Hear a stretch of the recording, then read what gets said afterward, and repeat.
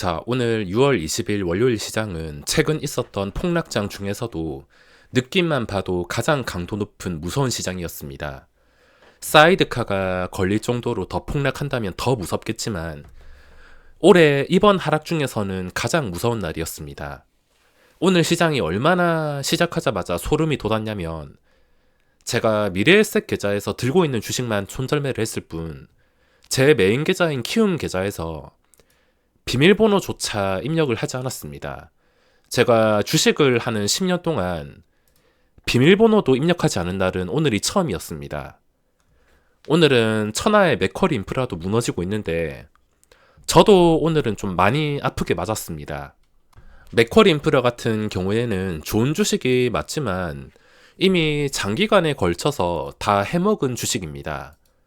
쉽게 말해서 이런 주식은 과거부터 좋은 안목으로 이미 선점을 해서 장기 투자하시는 분들이 폭락장과 상관없이 끝까지 들고 가는 주식이지, 떨어진다고 신규 진입자들이 이미 다 해먹은 것을 함부로 받기에는 신규 진입자들에게 불리한 점들이 굉장히 많습니다.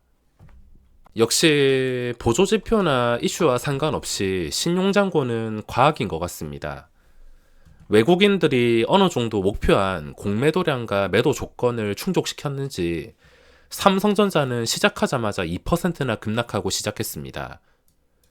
이런 지친 시장에서는 장 초반의 움직임을 조심하셔야 되는데 평소와 다른 것을 눈치를 채셔야 됩니다. 평소 같으면은 삼성전자가 아무리 2%씩 무너진다 하더라도 이렇게 힘도 없이 가파르게 무너진 날은 없었습니다. 오늘이 처음이라 보시면 되는데 오늘 삼성전자로 인해서 어느 정도 하락장을 예측할 수가 있었던 것이 시작하자마자 2%가 아무렇지 않게 날아갔습니다. 평소에는 볼 수 없었던 거. 평소와 다른 점을 잘 비교하고 눈치를 챌 수 있어야 되는데 평소와 다르게 종목들이 순간적으로 빠지면 그날은 당연히 평소와 다르게 더 위험할 수 있겠구나 인식을 해야 됩니다. 지금도 고점 대비 지수를 끝까지 빼버리고 보유 중인 주식들이 기본 마이너스 30%, 마이너스 반토막, 이게 공포장이 아니면 뭐가 공포장이냐고 물어보신다면 지금은 진짜로 찐 공포장은 찾아오지도 않았습니다. 2018년에 사이드카가 걸렸고 2020년에는 사이드카에 서킷 브레이커까지 걸렸습니다.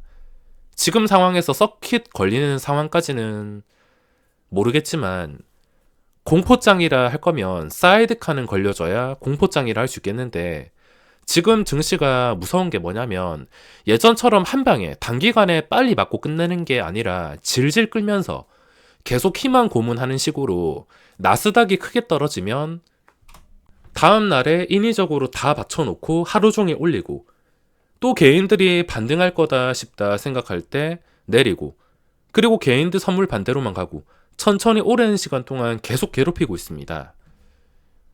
이렇게 질질 끌다 보면은 골이 더 깊어질 수 있고 하락했을 때 이것보다 훨씬 더 무서워질 수가 있으며 지금은 기술적 반등 의미가 완전히 없어졌습니다.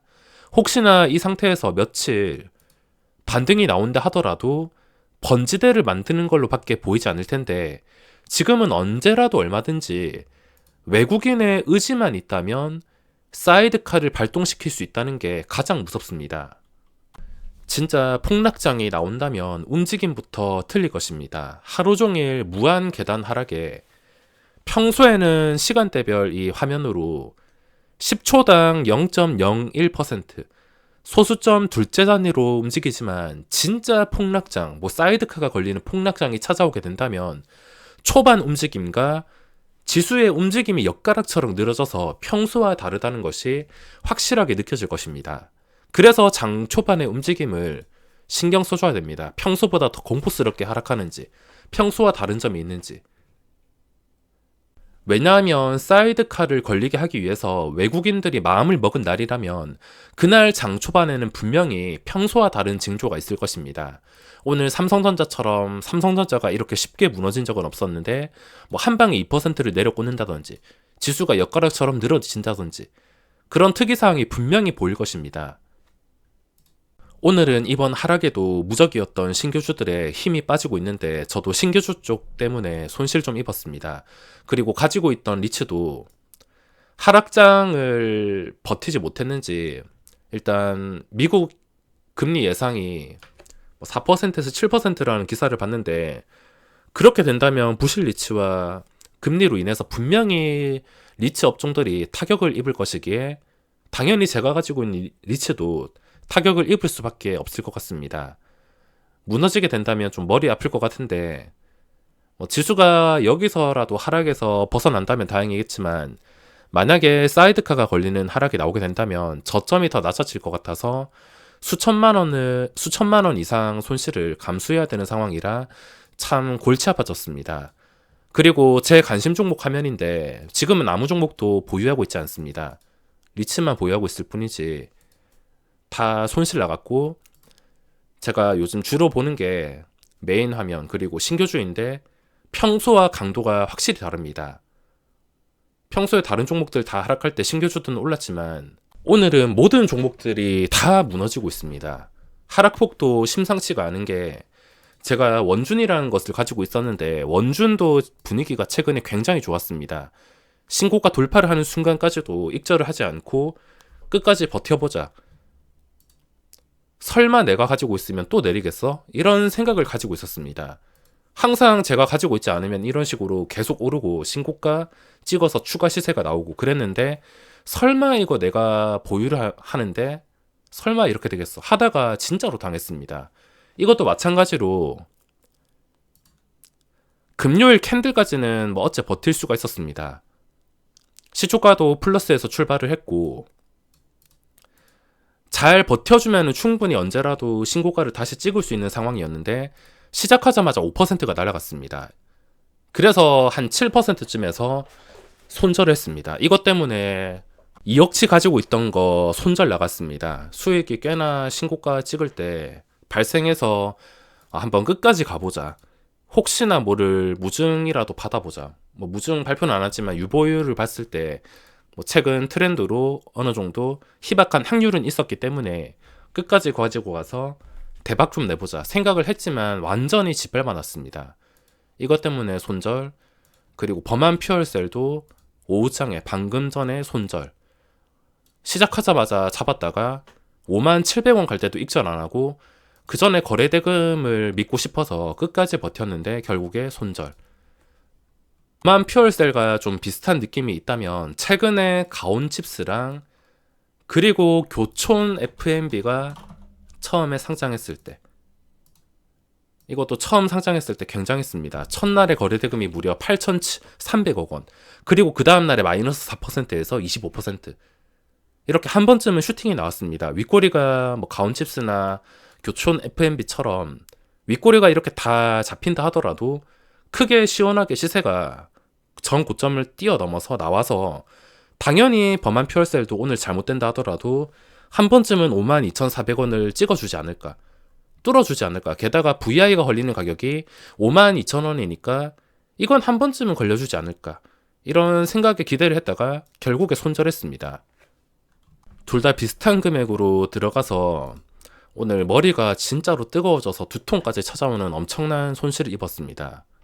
그리고 범한 퓨얼셀 같은 경우에는 원래 뭐 나중에 내려간다 하더라도 끝까지 버티자 생각을 했는데 지금 시각 보시면 지수가 코스닥 지수가 마이너스 4%를 넘었습니다. 게다가 원웨이 하락장 계속해서 계단식으로 저점을 파고 있어서 혹시나 모를 지수 폭락에 마지막 남은 시간에 폭락해서 이것도 영향을 받을까봐 그래서 어쩔 수 없이 버티지는 못했습니다.